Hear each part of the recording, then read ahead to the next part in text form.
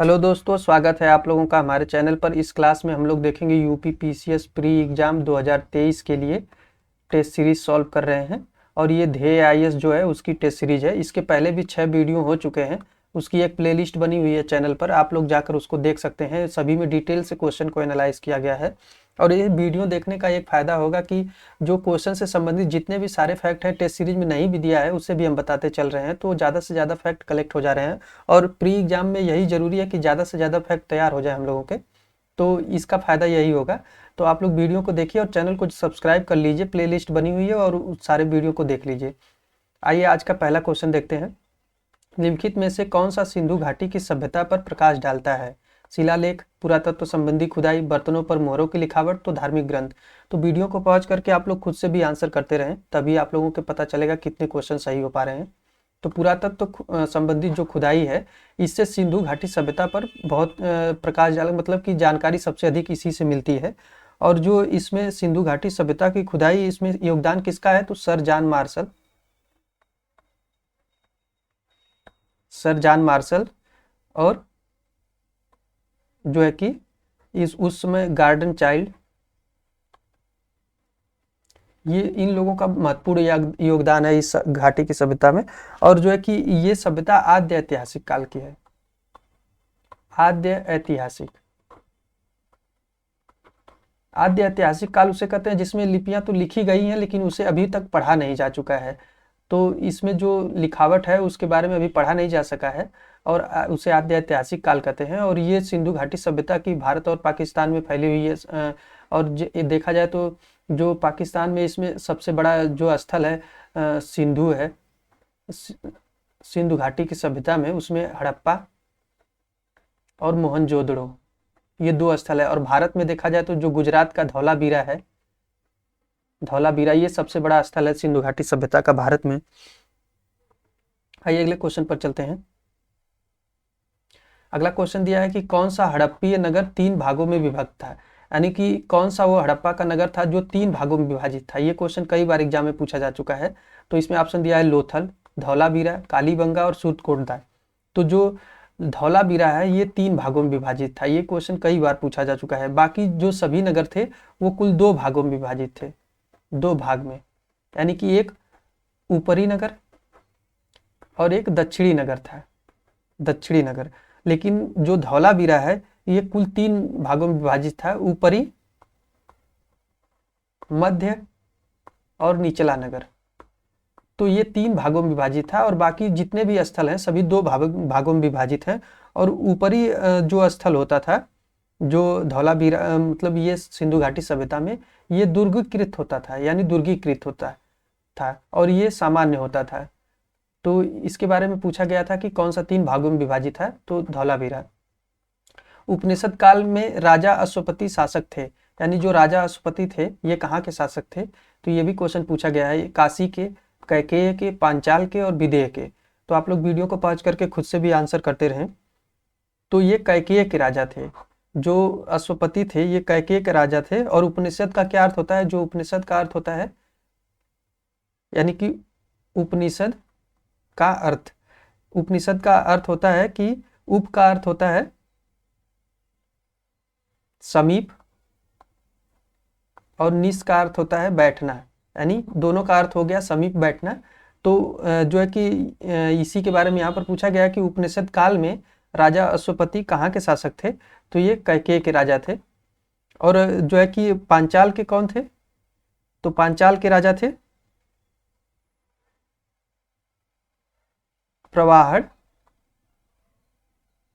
बलि, प्रवाहड़ बलि। और विदेह के राजा कौन थे? तो विदेह के राजा ज्यादातर लोगों को पता है, तो है जनक थे। और काशी के कौन थे? तो अजातशत्रु, अजातशत्रु। आइए अगले क्वेश्चन पर चलते हैं फ्रेंड्स।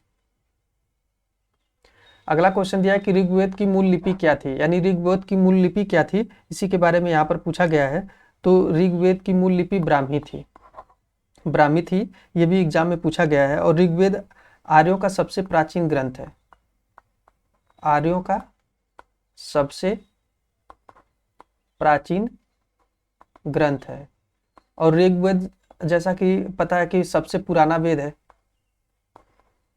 पुराना वेद है, और इसमें जो है कि कुल 10 मंडल हैं, 10 मंडल हैं और 1028 सूक्त हैं और 1580 मंत्र हैं। तो ये भी कई बार एग्जाम में पूछा जा चुका है, तो आप इन सबको नोट कर लें। अगला क्वेश्चन देखते हैं क्या दिया है। तो बुद्ध के जीवन की किस घटना को महाभिनिष्क्रमण के रूप में जाना जाता है? तो इससे संबंधित भी क्वेश्चन कई बार एग्जाम में पूछे जा चुके हैं। तो उसका दिया है कि उनका महापरिनिर्वाण, उनका जन्म, उनका गृह त्याग, उनका प्रबोधन।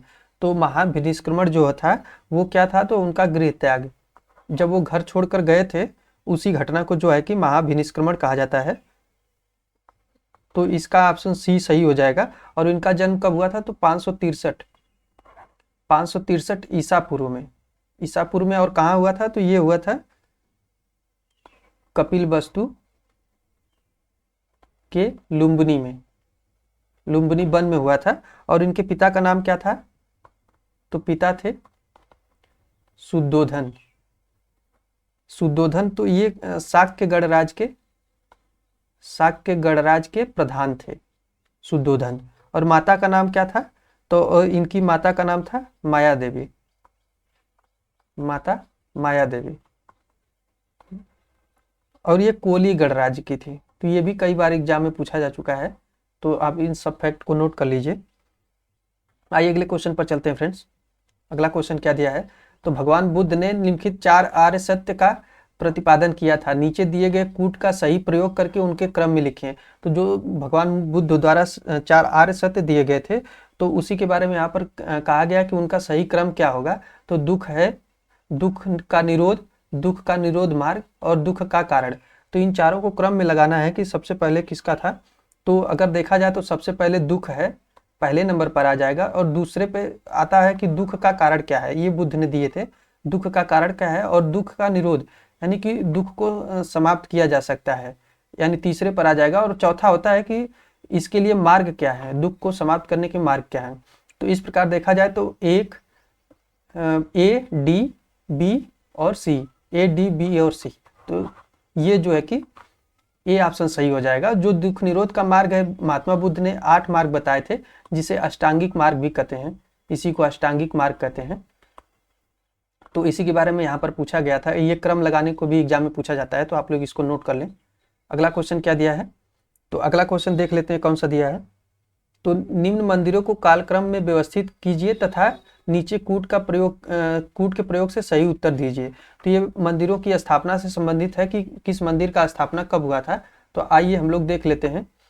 तो सबसे पहले बृहदेश्वर मंदिर, गंगैचोलपुरम मंदिर, महाबलीपुरम का तटीय मंदिर, सप्त पैगोडा। तो अगर इसके स्थापना का डेट पता होगा तभी इसका मिलान कर पाएंगे। तो जो आइए देख लेते हैं हम लोग। जो बृहदेश्वर मंदिर है ये कब बना था? तो ये बना था 1003 AD से 1010 AD के बीच। और इसका निर्माण जो है कि अगर देख लेते हैं तो राजराज प्रथम ने किया था, राजराज प्रथम। और जो गंगैचोलपुरम मंदिर है और इसकी स्थापना कब हुई थी? तो गंगैचोलपुरम मंदिर की स्थापना हुई थी 1035 में, 1035 में। और इसकी स्थापना किसने किया था? तो राजेंद्र प्रथम। ये जो है कि चोल वंश के राजा हुए हैं। तो राजराज प्रथम का बेटा ही राजेंद्र प्रथम था। और देख लेते हैं महाबलीपुरम का तटीय मंदिर। जो महाबलीपुरम का तटीय मंदिर है इसकी स्थापना हुई थी 674 से 800 के बीच, 674 से 800 के बीच। और जो है कि इसकी स्थापना किसने किया था? तो राज सिंह ने।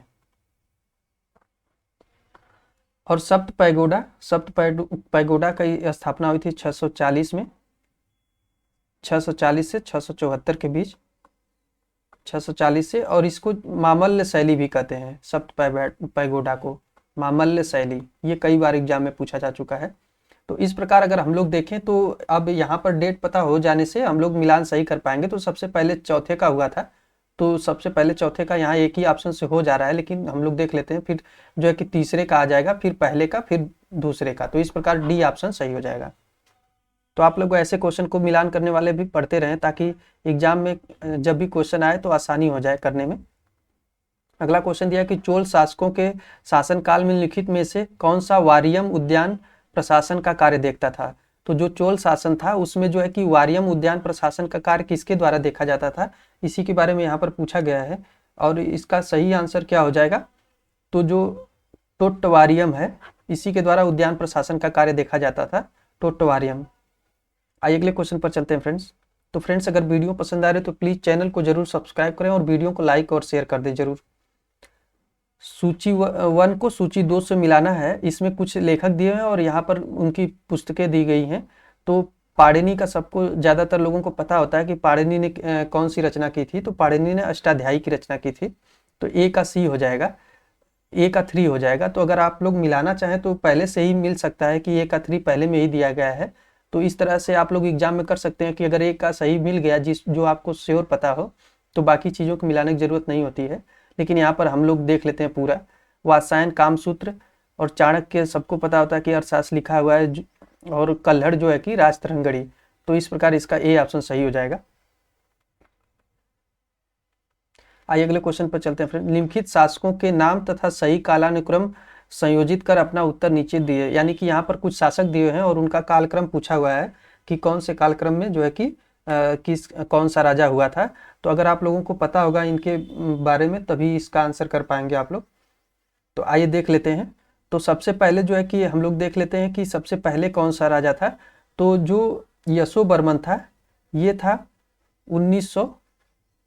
930 के बीच था, 930 से 950 के बीच। और उसके बाद अगर देखा जाए तो धंग जो था 950 से किसके बीच था, तो 1000 के बीच, 1002 के बीच। और उसके बाद अगर देखा जाए तो कीर्ति वर्मा कब था, तो 1060। विद्याधर आएंगे उसके बाद। विद्याधर कब आ जाएंगे, तो विद्याधर आ जाएंगे 1019 से 1029 के बीच। और कीर्ति वर्मा कब आ जाएंगे, तो 1060 से 1100 के बीच। अगर इस प्रकार हम लोगों को डेट पता चल गया है, तो अगर इसके बारे में अगर राजाओं के बारे में देख लिया जाए तो राजाओं किसके बारे में है, तो जैसे अगर यशोवर्मा के बारे में कहा जाए तो ये महोबा के निकट एक साम्राज्य था उसके राजा थे। और विद्याधर जो है कि चंदेल वंश के राजा थे। तो इस प्रकार इन राजाओं का क्रम देखा जाए तो सबसे पहले किसका आ जाएगा, तो सबसे पहला आ जाएगा तीसरा यशोवर्मा, फिर दूसरा आ जाएगा धंग का, फिर चौथा आ जाएगा कीर्ति वर्मा का, फिर लास्ट में आ जाएगा विद्याधर का। तो ये ऑप्शन सही हो जाएगा। आइए अगले क्वेश्चन पर चलते हैं फ्रेंड्स। अगला क्वेश्चन दिया कि दिल्ली का कौन सा सुल्तान अशोक स्तंभ को दिल्ली लाया था। वो दिल्ली का कौन सा सुल्तान था जो अशोक का स्तंभ था उसको दिल्ली लाया था, तो फिरोज शाह तुगलक, जलालुद्दीन खिलजी, मोहम्मद बिन तुगलक और कुतुबुद्दीन ऐबक। तो वह कौन सा शासक था, तो वो फिरोज शाह तुगलक था। फिरोज शाह तुगलक था जो कि ये जो अशोक के स्तंभ हैं इसको मेरठ से दिल्ली लाकर स्थापित करवाया था। इसी के बारे में दो थे, एक मेरठ और टोपरा, दोनों को ही दिल्ली में लाकर स्थापित कराया था फिरोज शाह तुगलक। ये तुगलक वंश का संस्थापक था, तुगलक वंश का संस्थापक नहीं था, तुगलक वंश का राजा था ये। तुगलक वंश का संस्थापक गयासुद्दीन तुगलक था। सूची 1 को सूची 2 से सुमेलित करें तथा कूट की सहायता से सही उत्तर चुनें। और ऑप्शन दिया है सूची 1, सूची 2 तारीख-ए-हिंद, तारीख-ए-दिल्ली, रेहला, तबकाते नासिरी, इब्न बतूता, मिनहाज उस सिराज, अलबरूनी और खुसरो। तो आप लोग इसका वीडियो को पॉज करके खुद से भी आंसर करते रहें। तो जो तारीख-ए-हिंद है इसकी रचना किसने की थी, तो अलबरूनी ने की थी, अलबरूनी ने। और ये महमूद गजनवी के साथ भारत आया था। ये भी कई बार एग्जाम में पूछा गया है, तो आप लोग इसको भी नोट करते रहें। और तारीख-ए-दिल्ली की रचना किसने की है, तो ये की है अमीर खुसरो ने। और जो है कि रेहला, तो ये ज़्यादातर लोगों को पता होता है कि इब्न बतूता जो भारत आया था मोरक्को का निवासी था, मोरक्को का। और ये मोहम्मद बिन तुगलक के बारे में, मोहम्मद बिन तुगलक के शासनकाल में आया था। और जो है कि बच गई तबकात नासिरी, तो मिनहाज सुराज की रचना है। तो इस प्रकार देखा जाए तो इसका सही आंसर क्या हो जाएगा, तो सही आंसर हो जाएगा ए का 3।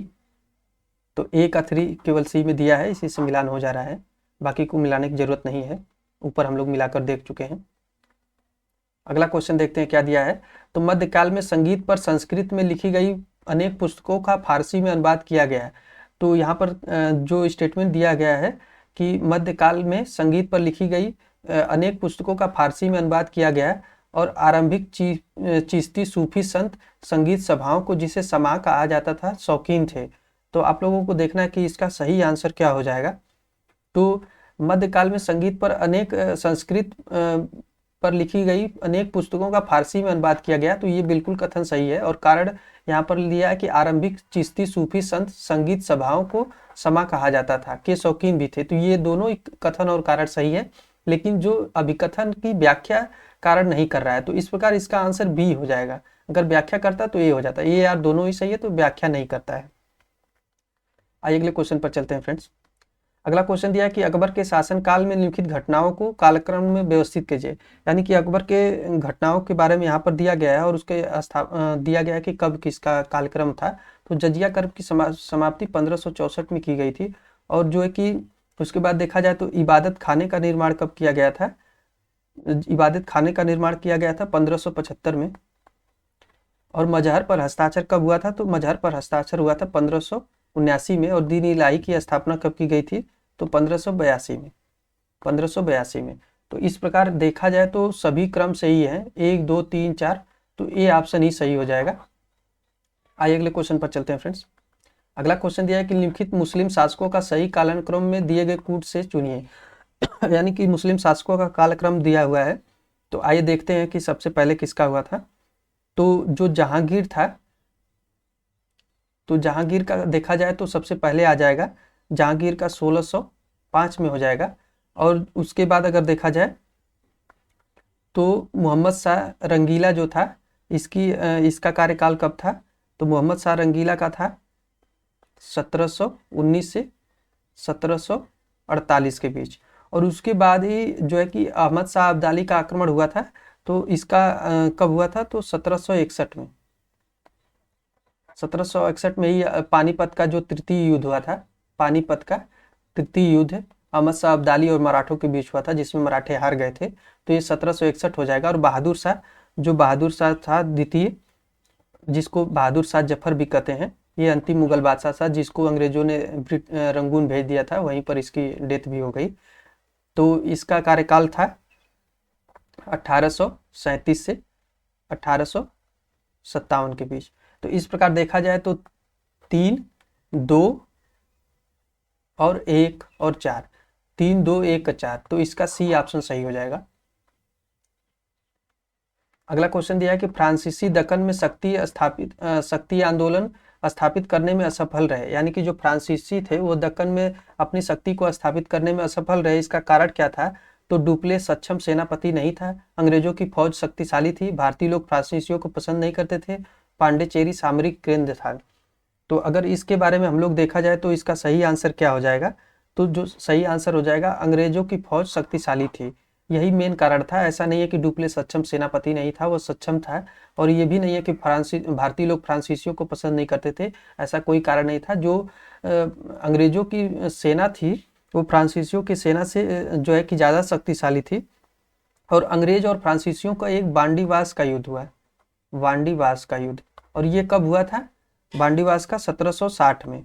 इसी में जो है कि फ्रांसीसियों की हार हुई और भारत से उनका सफाया हो गया, अंग्रेजों ने उनको भगा दिया भारत से। जाके बांडीवास की लड़ाई हुई थी और इसी में अंग्रेजों ने फ्रांसीसियों को हराया था। अंग्रेज विजयी हुए थे, अंग्रेज विजयी हुए थे। अगले क्वेश्चन पर चलते हैं फ्रेंड्स। अगला क्वेश्चन देख लेते हैं क्या दिया है। तो अगला क्वेश्चन दिया है कि लॉर्ड वेलेजली की सहायक संधि को स्वीकार करने वाला पहला मराठा सरदार कौन था। यानी कि लॉर्ड वेलेजली की जो सहायक संधि थी उसको स्वीकार करने वाला पहला मराठा कौन था, तो ये बाजीराव द्वितीय था। जो बाजीराव द्वितीय था ये मराठा जो है कि स्वीकार करने वाला लॉर्ड वेलेजली की सहायक संधि वाला पहला मराठा सरदार था।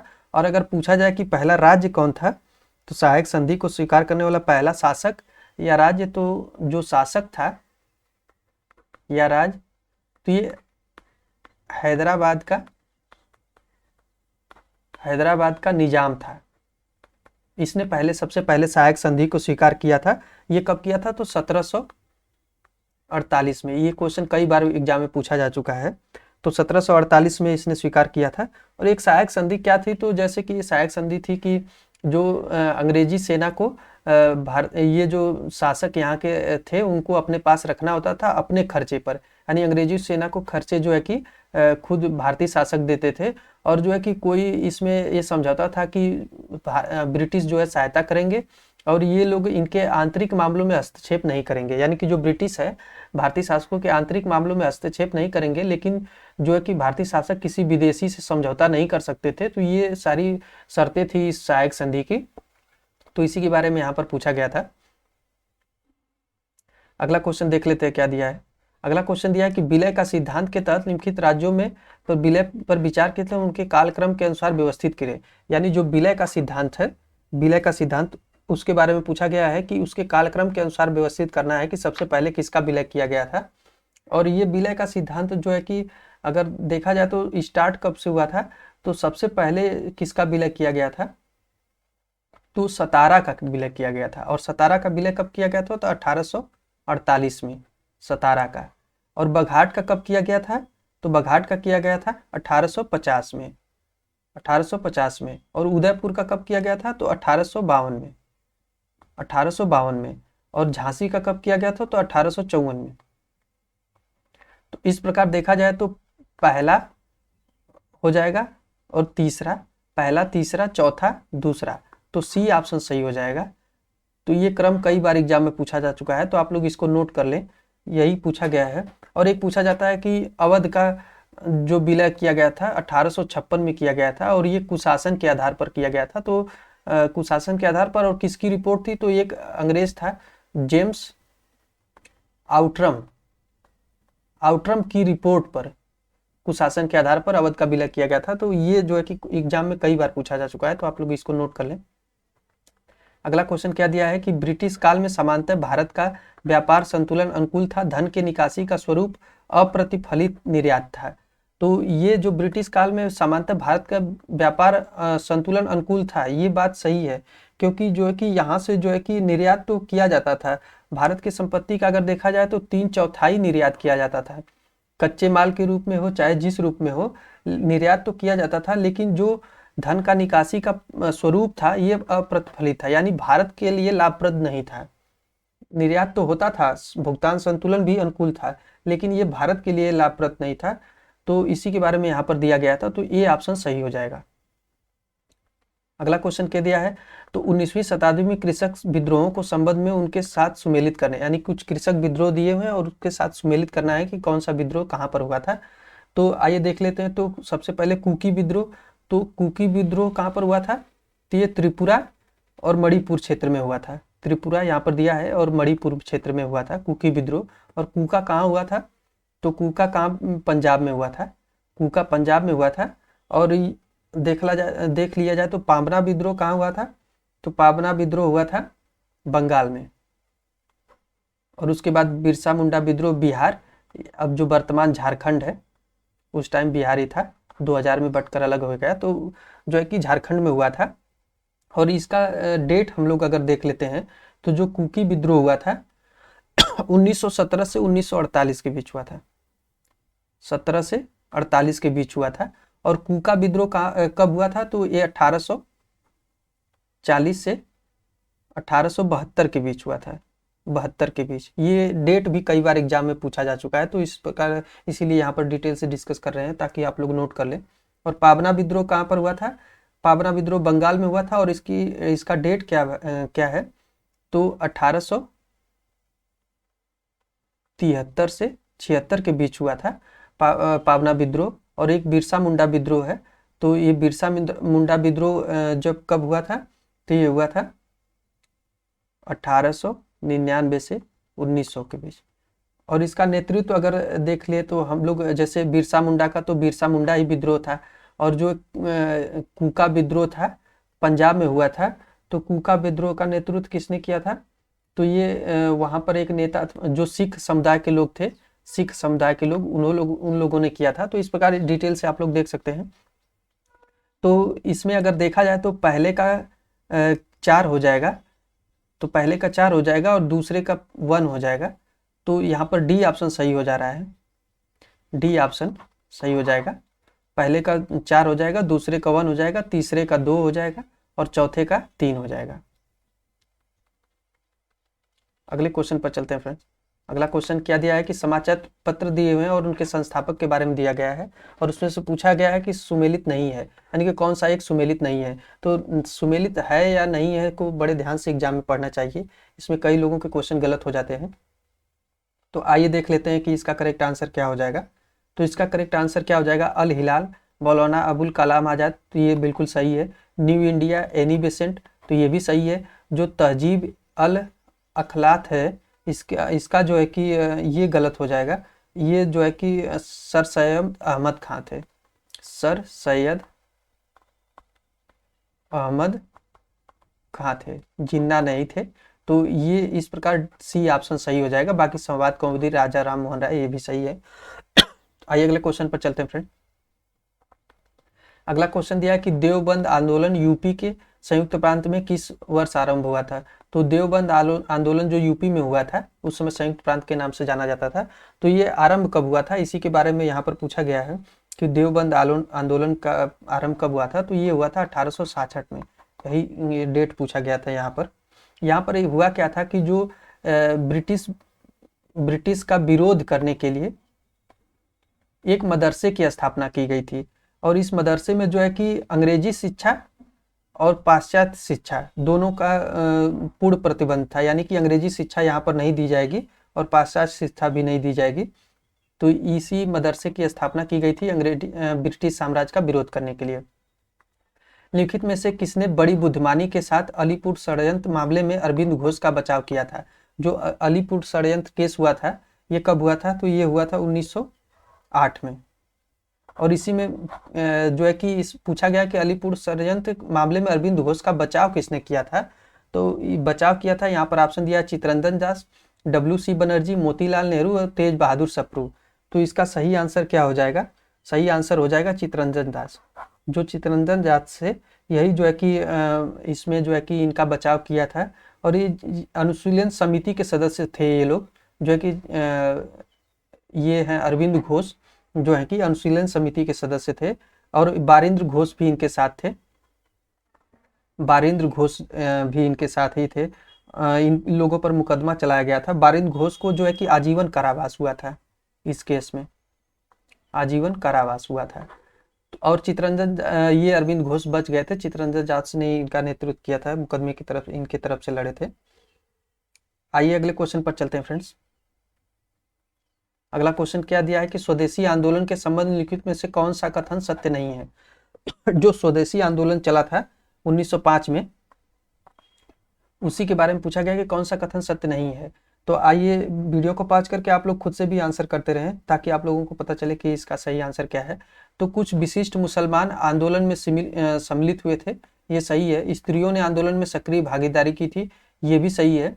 आंदोलन ने बंगाल में किसानों को न तो अधिक प्रभावित किया और न ही उसमें शामिल हुए, तो ये कथन भी सही है। इसमें किसान ज़्यादातर शामिल नहीं हुए थे, मध्यम वर्गीय जो शहरी लोग थे वो लोग शामिल हुए थे और यह बंगाल तक सीमित रहा है, तो ये गलत है। देश के विभिन्न हिस्सों तक फैल गया था ये जो स्वदेशी आंदोलन था। तो इसका डी ऑप्शन सही हो जाएगा, ये बंगाल तक ही सीमित नहीं था। और ये किसके विरोध में चला था? तो जो बंगाल विभाजन होने वाला था, बंगाल विभाजन, उसी के विरोध में चला था। बंगाल विभाजन की घोषणा जो है कि कब की गई थी? तो इसकी घोषणा जो है कि 20 जुलाई 1905 को कर दी गई थी।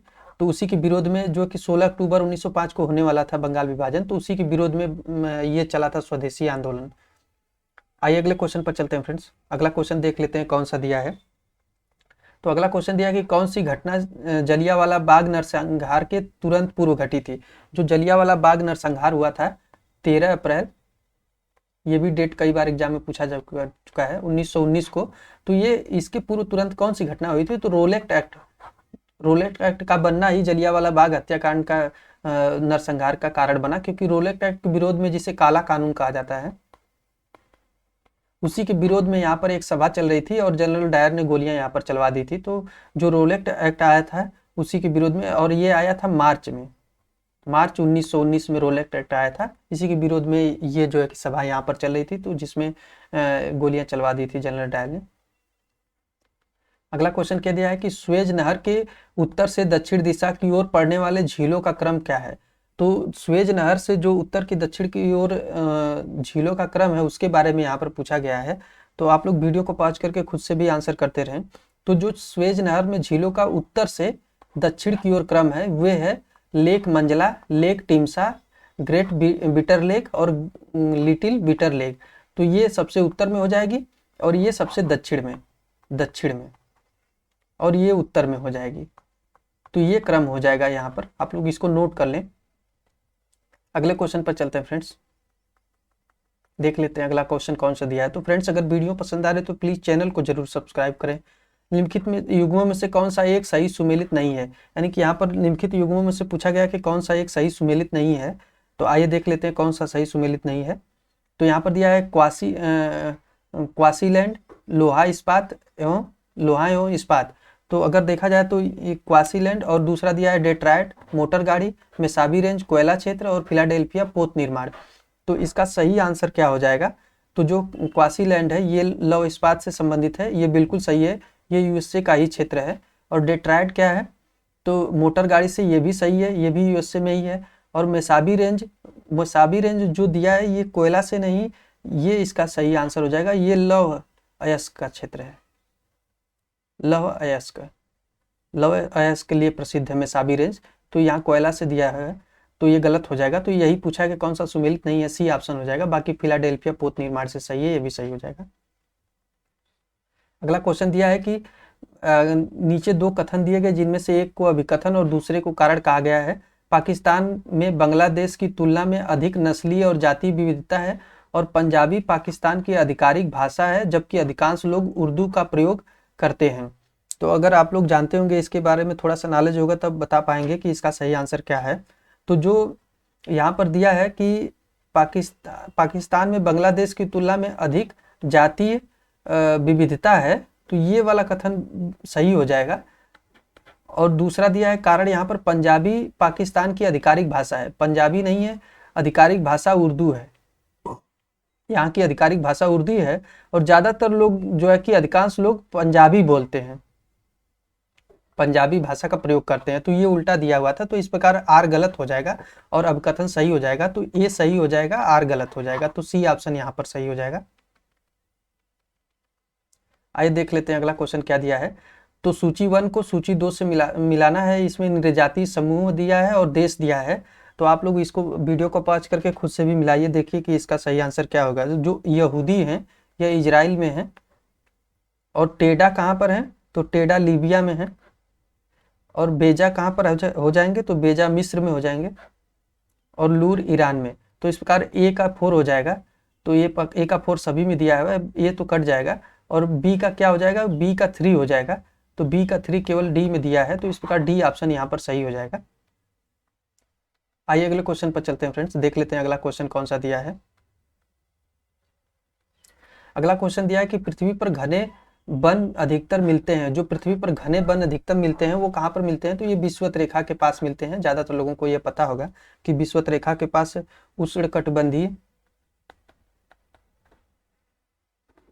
उष्णकटिबंधीय सदाबहार वन मिलते हैं, सदाबहार वन मिलते हैं। तो इसी के बारे में यहाँ पर पूछा गया है कि घने वन कहाँ पर मिलते हैं। तो विषुवत रेखा के पास यहाँ पर 200 सेंटीमीटर से अधिक वर्षा होती है, जिससे कि वनों की और जातीय विविधता यानी जैव विविधता भी यहाँ पर बहुत अधिक होती है, जैव विविधता अधिक होती है।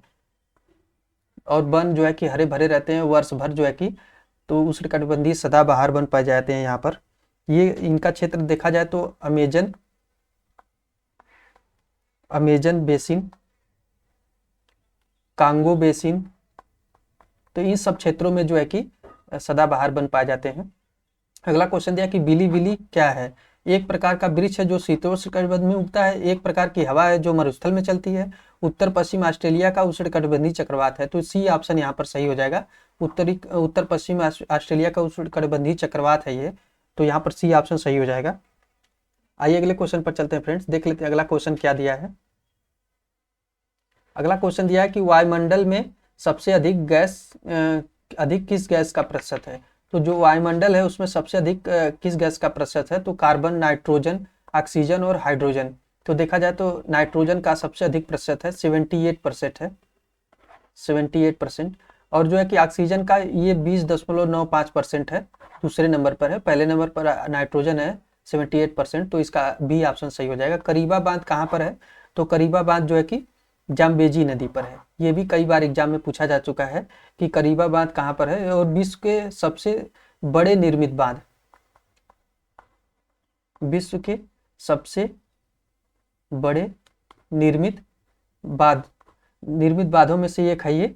और ये करीबा बांध जाम्बेजी नदी पर है। और कहाँ पर है ये करीबा बांध, जाम्बेजी नदी पर अगर बना हुआ है तो ये लोकेटेड कहाँ पर है, तो जो जाम्बिया व जिम्बाब्वे की सीमा पर है, और अगर देखा जाए तो भारत का सबसे बड़ा बांध कौन है, भारत का तो देखा जाए तो ये भाखड़ा नंगल है, सतलज नदी पर है। और सबसे लंबा अगर पूछा जाए, सबसे लंबा, तो ये हीराकुंड है, हीराकुंड ये महानदी पर है। आइए फ्रेंड्स अगले क्वेश्चन पर चलते हैं। अगला क्वेश्चन देख लेते हैं क्या दिया है। तो अगला क्वेश्चन कथन और अभिकारक से दिया है। तो स्वेज नहर बनने से भारत की पश्चिमी देशों से दूरी कम हो गई है और स्वेज नहर भूमध्य सागर को लाल सागर से जोड़ती है। तो ये दोनों ही कथन सही हो जाएंगे। स्वेज नहर के बन जाने से जो है कि भारत और पश्चिमी देशों के बीच की दूरी कम हो गई है। और इसमें दूसरा क्या दिया है कि जो स्वेज नहर भूमध्य सागर को लाल सागर से जोड़ती है। तो जो भूमध्य सागर को लाल सागर से जोड़ती है, ये भी कथन सही हो जाएगा। तो ए आर दोनों सही है, व्याख्या भी करता है, तो ए ऑप्शन सही हो जाएगा इसका। अगला क्वेश्चन देख लेते हैं कौन सा दिया है। तो ये सारे क्वेश्चन ज्यादातर एग्जाम में पूछे जा चुके हैं। निम्नलिखित में से किसका सही सुमेलन नहीं है। तो इसमें पूछा गया है कि किसका सुमेलन नहीं है, तो आइए देख लेते हैं। तो जो ब्राजील की धारा है, दक्षिणी अटलांटिक महासागर की धारा है, ये सही है। और हम्बोल्ट की धारा जो है उत्तरी प्रशांत में नहीं है, ये दक्षिणी अमेरिका के तट पर है, तट पर चलती है। और ये ठंडी जलधारा है, हम्बोल्ट जलधारा जो है ठंडी है। तो बी ऑप्शन यहाँ पर सही हो जाएगा, इसका सुमेलन नहीं है। और बाकी गल्फ स्ट्रीम उत्तरी अटलांटिक में चलती है, अंगुलास हिंद महासागर में चलती है। तो बी ऑप्शन यहाँ पर सही हो जाएगा, यही सुमेलित नहीं था। आइए अगले क्वेश्चन पर चलते हैं। तो अगला क्वेश्चन क्या दिया है, लिखित युग्मों में से कौन सा एक सही सुमेलित नहीं है। यानी कि ये संस्थान दिए गए हैं और इसमें पूछा गया है कि कौन सा सुमेलित नहीं है। जो अराविले है ये पांडिचेरी में दिया है, तो अराविले जो है कि पांडिचेरी में दिया है, ये बिल्कुल सही है। और जो बैकानूर है ये यूक्रेन में दिया है, तो ये बैकानूर यूक्रेन में नहीं दिया है, यही गलत हो जाएगा, ये कजाकिस्तान में है, कजाकिस्तान में। तो बी ऑप्शन यहाँ पर सही हो जाएगा। बाकी बांडुंग इंडोनेशिया और बट्टी कलोआ जो है कि श्रीलंका में, तो बी ऑप्शन सही हो जाएगा। और मैगिनाट रेखा के बारे में पूछा गया है कि मैगिनाट रेखा किस किस देश के बीच है, तो ये भी एग्जाम में पूछा जा चुका है। तो फ्रांस और जर्मनी के बीच ये रेखा है, तो ये बिल्कुल सही है, फ्रांस और जर्मनी के बीच है। और पूर्व जर्मनी और पोलैंड के बीच अगर देखा जाए तो जर्मनी और पोलैंड के बीच कौन सी है, तो इसके बीच है हिंडनबर्ग, एक हिंडनबर्ग है, हिंडनबर्ग। एक हिंडनबर्ग रिपोर्ट भी इस समय चर्चा में हुई थी, अडानी रिपोर्ट, अडानी के बारे में जो, तो ये हिंडनबर्ग रेखा है। और अमेरिका और कनाडा के बीच कौन सी है, तो 49वीं समानांतर रेखा है, 49वीं समानांतर रेखा है। तो ये भी एग्जाम में पूछा जा चुका है। और भारत और पाकिस्तान के बारे में ज्यादातर लोग पता है कि रेड क्लिफ है। आइए अगले क्वेश्चन पर चलते हैं फ्रेंड्स। अगला क्वेश्चन दिया है कि निम्नलिखित देशों में से कौन सा स्थल बाधित है, यानी स्थल रुद्ध देश है, स्थल बद्ध देश या स्थल रुद्ध देश जो भी कहा जाए। तो अफगानिस्तान, हंगरी, मलेशिया और स्विट्जरलैंड। अगर देखा जाए तो मलेशिया इसमें स्थल रुद्ध देश नहीं है, बाकी जो है कि अफगानिस्तान, हंगरी और स्विट्जरलैंड ये तीनों हो जाएंगे। तो 1 2 4 ऑप्शन सही हो जाएगा, डी ऑप्शन यहाँ पर सही हो जाएगा। अगला क्वेश्चन क्या दिया है, तो अगला क्वेश्चन दिया है कि निम्नलिखित में से किन देशों के साथ इजराइल की साझी सीमाएं हैं, यानी इजराइल की सीमाएं किसके साथ साझा करती है, उसी के बारे में यहाँ पर पूछा गया है। तो वो कौन सा देश हो जाएगा, तो लेबनान, सीरिया, जॉर्डन और मिस्र, ये चारों देशों के साथ जो है कि इजराइल की सीमा लगती है। लेबनान, सीरिया, जॉर्डन और मिस्र, तो इन चारों के साथ सीमा लगती है। तो ये ऑप्शन सही हो जाएगा यहाँ पर। और जो है कि इजराइल जो है कि अगर देखा जाए तो इजराइल में ये 16% जनसंख्या जो है कि 16% जनसंख्या अरब समुदाय की है, अरब समुदाय। और इसकी तटरेखा भूमध्य रेखा से भी लगती है, भूमध्य रेखा नहीं, भूमध्य सागर से लगती है इजराइल की तटरेखा, भूमध्य सागर से भी लगती है। और इजराइल कब बना था, तो ये बना था 1948 में, फिलिस्तीन से अलग होकर बना था, फिलिस्तीन से अलग होकर। तो इतनी सारी डिटेल इसके बारे में दिया गया था यहाँ पर। आइए अगले क्वेश्चन पर चलते हैं फ्रेंड्स। अगला क्वेश्चन दिया कि निम्नलिखित युगों में से कौन सा एक सही सुमेलित नहीं है, यानी कि पूछा गया, एक कंपनी के बारे में दिया है और पूछा गया कि कौन से सही सुमेलित नहीं है। ये भी एग्जाम में कई बार पूछा जा चुका है। तो अगर देखा जाए तो बाल्को रायपुर में नहीं है, यही सही सुमेलित नहीं है। बाल्को छत्तीसगढ़ में ही तो है, लेकिन रायपुर में नहीं है, ये कोरबा में है, कोरबा में है, छत्तीसगढ़ में ही है, छत्तीसगढ़। और बाकी हिंडाल्को पिपरी यूपी में है, ये बिल्कुल सही है। नालको ये भुवनेश्वर उड़ीसा में है, ये भी सही हो जाएगा। और HCL खेतड़ी या खेतड़ी भी इसको कहते हैं, राजस्थान में, ये भी बिल्कुल सही है। तो इस प्रकार देखा जाए तो ए ऑप्शन ही सही सुमेलित नहीं था। और HCL की स्थापना कब की गई थी, तो जो HCL है इसकी स्थापना 1967 में की गई थी। और नालको की स्थापना कब की गई है, तो 1981 में, 1981 में। और हिंडाल्को की स्थापना कब की गई है, 1958 में। और जो बाल्को है इसकी स्थापना कब की गई थी, तो 1965 में। तो ये सब, इसका डेट भी कई बार एग्जाम में पूछा जा चुका है, तो आप लोग इसको नोट कर लें। अगला क्वेश्चन दिया कि संगमरमर क्या है, यानी कि अवसादी चट्टान, कायांतरित चट्टान, अग्नेय चट्टान और इनमें से कोई नहीं। तो जो संगमरमर है ये देखा जाए तो ये कायांतरित चट्टान है, कायांतरित चट्टान है। तो बी ऑप्शन यहाँ पर सही हो जाएगा। एक चट्टानों के बारे में एक पूछता है, कालक्रम के अनुसार व्यवस्थित करें कि कौन सी चट्टानें सबसे पहले निर्मित हुई हैं। तो अगर देखा जाए तो पुरानी से नवीन की तरफ हम लोग एक बार देख लेते हैं इसके बारे में, क्योंकि बहुत बार एग्जाम में पूछा जा चुका है।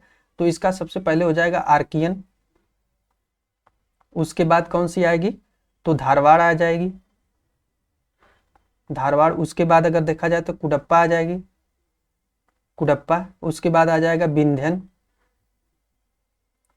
विंध्यन। विंध्यन के बाद अगर देखा जाए तो गोंडवाना आ जाएगा, गोंडवाना। उसके बाद अगर देखा जाए तो जो टर्शियरी युग है, टर्शियरी युग की चट्टानें होंगी जिसमें हिमालय का निर्माण हुआ है, तो ये सबसे नवीन है। तो ये क्रम है, एक बार आप लोग इसको नोट कर लें, कई बार एग्जाम में पूछा जा चुका है। बहुत ही इंपॉर्टेंट फैक्ट है ये जो हम बता रहे हैं यहाँ पर। भारत का लौह अयस्क भंडार निम्नलिखित में से किस शैल समूह का है, तो जो भारत का अधिकतर 98% लौह अयस्क भंडार है ये किस शैल समूह का है, तो इसके बारे में भी कई बार एग्जाम में पूछा जा चुका है। तो ये धारवाड़ क्रम का है, धारवाड़ क्रम का चट्टानों में सबसे अधिक लौह अयस्क पाया जाता है। कपास के रेशे प्राप्त होते हैं, तो ये बीज से प्राप्त होते हैं, ये भी कई बार एग्जाम में पूछा जा चुका है कि कपास के रेशे किससे प्राप्त होते हैं, तो बीज से प्राप्त होते हैं। अगला क्वेश्चन देख लेते हैं कौन सा दिया है। अगला क्वेश्चन दिया है कि भारत में एग्रो इकोलॉजिकल जोन्स यानी कृषि पारिस्थितिकी तंत्र की कुल संख्या कितनी है, तो ये 20 है, ये भी एग्जाम में पूछा जा चुका है। आइए अगले क्वेश्चन पर चलते हैं फ्रेंड्स, देख लेते हैं। यहाँ पर कुछ नदियाँ दी गई हैं और बांध दिए गए हैं, तो इसमें मिलान करना है। तो आइए देख लेते हैं हम लोग को इसका कि सही आंसर क्या हो जाएगा। वीडियो को पॉज करके आप लोग खुद से भी आंसर करते रहें, तभी आप लोगों को पता चलेंगे कितने क्वेश्चन सही हो पा रहे हैं। तो जो बेतवा नदी है इस पर कौन सा बांध बना हुआ है, तो बेतवा पर बना है माता टीला बांध। और महानदी पे हीराकुंड उड़ीसा में, और चंबल पे बना है गांधी सागर। और ताप्ती काकरापारा ये गुजरात में है। और ये Mata Tila UP plus MP दोनों की संयुक्त परियोजना है, और ये ललितपुर में है, ललितपुर यूपी में, और हीराकुंड उड़ीसा में है। तो इस प्रकार देखा जाए तो बेतवा A का 2 हो जाएगा, तो ए का 2 एक ही में दिया है, तो इससे मिलान यहाँ पर हो जा रहा है। आप लोग एग्जाम में भी ऐसे कर सकते हैं कि अगर एक से मिल जाए तो नहीं मिलाने की जरूरत नहीं होती है। कावेरी नदी का उद्गम है, कावेरी नदी के उद्गम के बारे में दिया है सह्याद्री में, ब्रह्मगिरी पहाड़ी में, गाविलगढ़ पहाड़ी में, अमरकंटक पहाड़ी में। तो जो कावेरी नदी है इसकी उत्पत्ति कहाँ से हुई है? तो कावेरी नदी की उत्पत्ति हुई है ब्रह्मगिरी पहाड़ी से हुई है। और इसका अपवाह तंत्र भी पूछा गया है कई बार एग्जाम में कि इसका अपवाह तंत्र किस किस राज्य में है। तो अगर इस राज्यों का क्रम देखा जाए तो केरल में है, केरल में, कर्नाटक में, केरल, कर्नाटक, तमिलनाडु और पुदुचेरी। तो कावेरी नदी जल विवाद भी इन्हीं राज्यों के मध्य है, तो ये भी कई बार एग्जाम में पूछा जा चुका है, तो आप लोग इसको नोट कर लें। कावेरी नदी जल विवाद और इनका अपवाह क्षेत्र किस किस राज्य में है, और इसकी उत्पत्ति ब्रह्मगिरी पहाड़ी से हुई है, ब्रह्मगिरी पहाड़ी से हुई है। तो ये ब्रह्मगिरी पहाड़ी कहाँ पर है? तो ये कर्नाटक में ही है, कर्नाटक में। आइए अगले क्वेश्चन पर चलते हैं फ्रेंड्स, देख लेते हैं अगला क्वेश्चन कौन सा दिया है। क्वेश्चन समाप्त होने वाले हैं यहाँ पर। पंचायती राज व्यवस्था अपनाई गई थी, तो पंचायती राज व्यवस्था लोकतंत्र के शक्तियों के विकेंद्रीकरण के लिए अपनाई गई थी। पंचायती राज व्यवस्था जो भारत में अभी है पंचायती राज व्यवस्था, और ये कब अपनाई गई थी इसके बारे में भी पूछा गया है, कब और कहाँ से इसकी शुरुआत हुई थी पंचायती राज व्यवस्था की। तो ये हुई थी 2 अक्टूबर 1959 को राजस्थान के नागौर से हुई थी पंचायती राज की व्यवस्था की शुरुआत। और पंचायती राज जो त्रिस्तरीय व्यवस्था, इसको बलवंत राय मेहता ने दिया था। तो ये भी कई बार पूछा जा चुका है, तो आप लोग नोट कर लें इसको। निम्नलिखित में से कौन सा एक सामुदायिक विकास कार्यक्रम का पहला स्थापित कार्यक्रम था? जो सामुदायिक विकास कार्यक्रम चला था 1952 में, तो उसी के बाद जो है कि इसका पहला स्थापित कार्यक्रम था राष्ट्रीय प्रसार सेवा, और राष्ट्रीय प्रसार सेवा चली थी 1953 में। तो ये पहला स्थापित कार्यक्रम था राष्ट्रीय प्रसार सेवा और सामुदायिक विकास कार्यक्रम के तहत। तो इसी के बारे में यहाँ पर पूछा जा चुका है, दोनों का ही डेट पूछा जा चुका है एग्जाम में। और अगला क्वेश्चन दिया है कि जो भारत का संविधान है भाग 16, इसमें अनुच्छेद 330 से 342 तक संबंधित है। जो अनुच्छेद 330 से 342 किसके बीच है?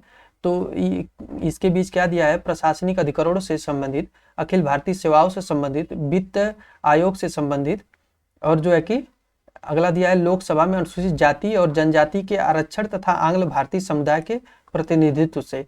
तो जो भाग 16 है अनुच्छेद 330 से 342, तो इसमें लोकसभा में अनुसूचित जाति और जनजाति के आरक्षण तथा आंग्ल भारतीय समुदाय से संबंधित है। तो डी ऑप्शन यहाँ पर सही हो जाएगा। जो लोकसभा में अनुसूचित SC ST का आरक्षण है ये 330 में दिया गया है, और जो ये था आंग्ल भारतीय वाला था, आंग्ल भारतीय, ये 331 में था। लेकिन इसको अभी हाल ही में 104वां संविधान संशोधन हुआ है, जो 104वां संविधान संशोधन, इसके तहत समाप्त कर दिया गया। जो आंग्ल भारतीयों का जो इसमें प्रतिनिधित्व था इसको समाप्त कर दिया गया 104वां संविधान संशोधन। तो इस प्रकार इसका डी ऑप्शन सही हो जाएगा। अगला क्वेश्चन देख लेते हैं कौन सा दिया है।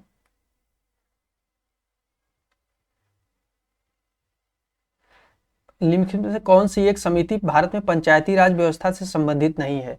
तो वह कौन सी समिति थी जो पंचायती राज व्यवस्था से संबंधित नहीं थी, उसी के बारे में यहाँ पर पूछा गया है।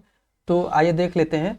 तो दिनेश गोस्वामी समिति जो थी ये पंचायती राज व्यवस्था से संबंधित नहीं थी। बाकी जो है कि ये जो LM सिंघवी ये भी पंचायती राज व्यवस्था से संबंधित थी, 1986 में आई थी। और सादिक अली समिति ये 1964 में आई थी, 1964 में।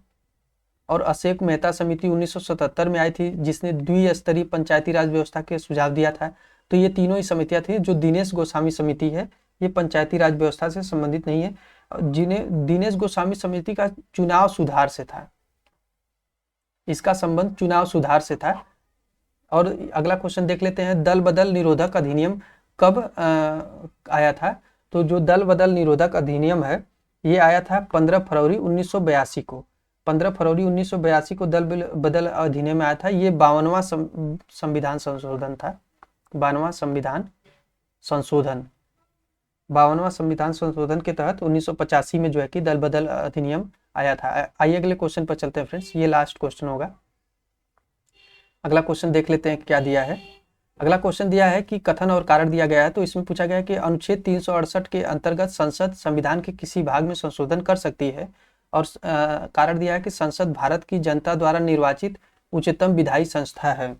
तो यहाँ पर देखा जाए तो अनुच्छेद 368 के तहत संसद जो है कि भारत के किसी भाग में संशोधन कर सकती है, ये कथन अभिकथन सही हो जाएगा। और कारण दिया है कि भारत संसद जो है भारत की जनता द्वारा निर्वाचित उच्चतम विधायी संस्था है, तो ये कारण भी सही है। तो इस प्रकार ए ऑप्शन सही हो जाएगा, ए ऑप्शन सही हो जाएगा।